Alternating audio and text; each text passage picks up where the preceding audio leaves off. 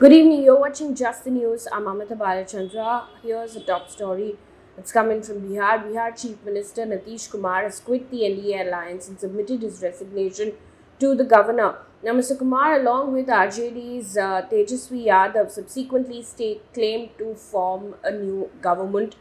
Soon after the meeting with the governor, Mr. Nitish Kumar said, and I quote, Mahabhagatbandhan, which is Grand Alliance of 7 parties, 1 independent, will work closely, end quote. Now, he also said that the governor will now decide when the new government can be formed.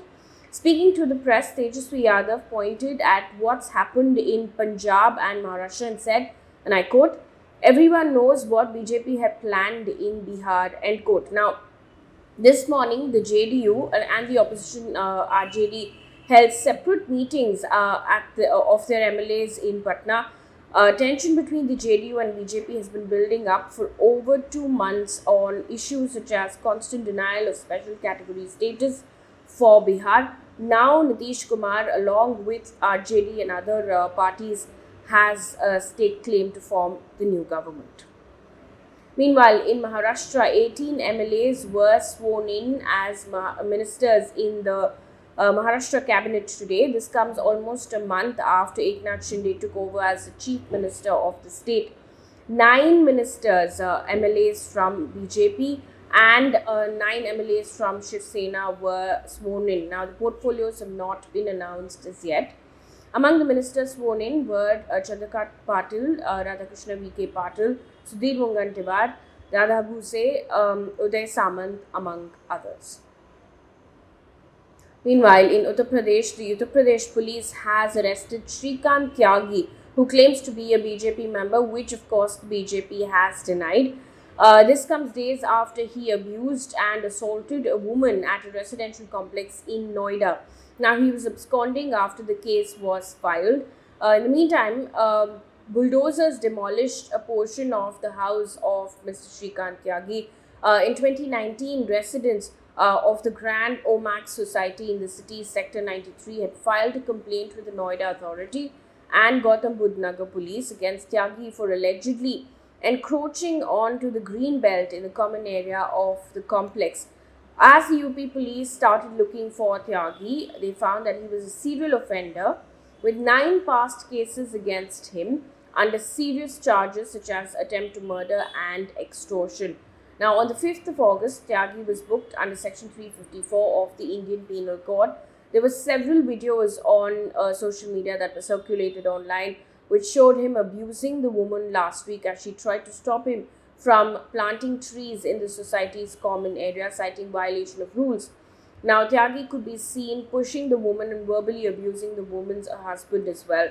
On the 6th of August, Tyagi was booked for cheating by impersonation, cheating and dishonesty, inducing delivery of property and using a false property mark. Moving on from the story now, the Indian Meteorological Department has predicted heavy rainfall over central India and the country's west coast for the next 3 to 4 days. There's also a red alert that's been issued in Maharashtra, several districts of Maharashtra like Nashik, Palghar, Raigad and Pune. Further, moderate to heavy rainfall has been predicted for Mumbai and its suburban areas as well. Moving on now, the Bombay High Court observed that there has been no breakthrough in the investigation of activist Govind Pansare's murder case. Now, Govind Pansare was attacked by 2 unidentified gunmen on his way back home from a morning walk in Kolhapur in February 2015. He died of bullet wounds 4 days later. The High Court on the 3rd of August directed the Maharashtra Anti-Terrorism Squad to take over the inquiry from the Criminal Investigation Department. In June 2019, police arrested Hindutva activist Sharad Kalaskar in connection with Govind Pansare's murder case. The activist's daughter-in-law, in the meantime, Megha Pansare, also contended that a larger conspiracy existed behind the killings of Pansare. Anti-superstition activist Narendra Dabolkar in 2013, academician and activist M.M. Kalburgi in 2015, and subsequently the murder case of Gauri Lankesh in 2017. Also, in the news, the National Investigation Agency has submitted an affidavit in the Supreme Court saying that that granting permanent bail to activist Varavara Rao may have a direct impact on, and I quote, the unity, integrity, security, and sovereignty of the country, end quote. Now, Varavara Rao is among the 16 activists who have been charged under the Unlawful Activities Prevention Act in the Bhima Koregaon case. He was arrested in August 2018. Now, Mr. Rao has been seeking permanent bail because of his advancing age and deteriorating health.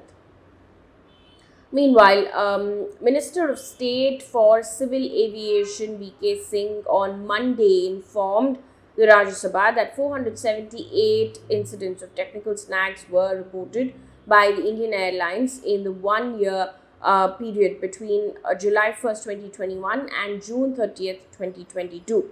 Now, with 184 snags, Air India has the most number of issues, followed by Indigo and SpiceJet reporting 98 and 77 incidents respectively.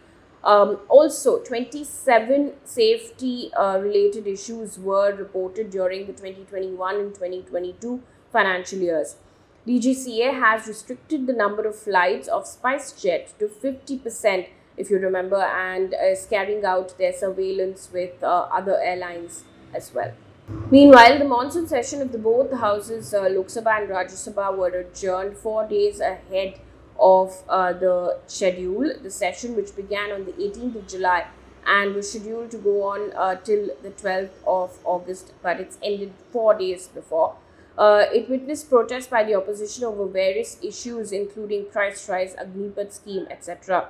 Now, during the session, the two houses held only 16 sittings each. Lok Sabha Speaker Om Birla has said that 6 government bills were introduced and 7 bills were passed during the session. Moving on to business news right now.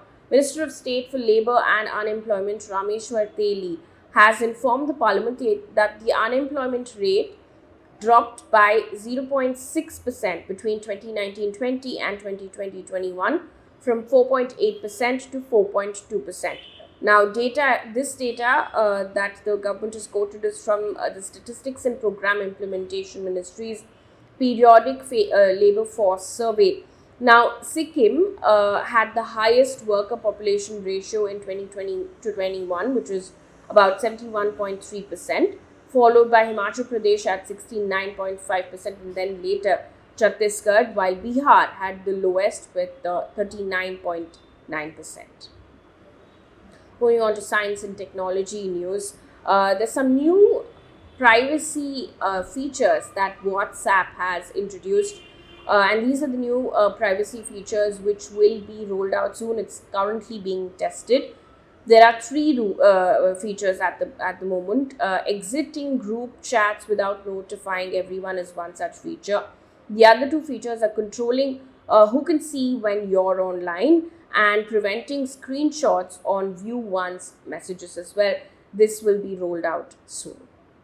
On to news coming in from across the globe right now. Taiwan has launched a live fire military exercises of its own as military drills by China continued into the week beyond its schedule. Now, the tensions escalated after US Speaker Nancy Pelosi visited Taiwan and extended United States support. Now, Taiwan has accused Beijing of trying to change the decades-long status quo in the region. In the meantime, Russia and China have warned the US against interfering with the issue. Moving on to sports news right now. The big news of the day is that tennis legend Serena Williams has announced in a Vogue article that was published today that the countdown has begun to her retirement from the sport. Now, Williams said that she never liked the word retirement and preferred the word evolution to describe her next steps. Now, she hinted that she might retire after the US Open, which will run from late August into September. Williams has 73 career singles titles and 23 career doubles titles. And our good news for the day, also our sports news. India has won 61 medals at the recently concluded Commonwealth Games 2022. just 5 less than what India had won in Commonwealth Games 2018.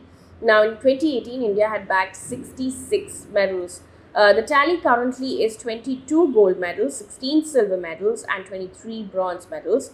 India also ranked 4th in the list. Australia leads with 178 medals, followed by England with 176 medals, and Canada with 92 medals. That brings us to the end of this bulletin. Thank you so much for watching. Good night.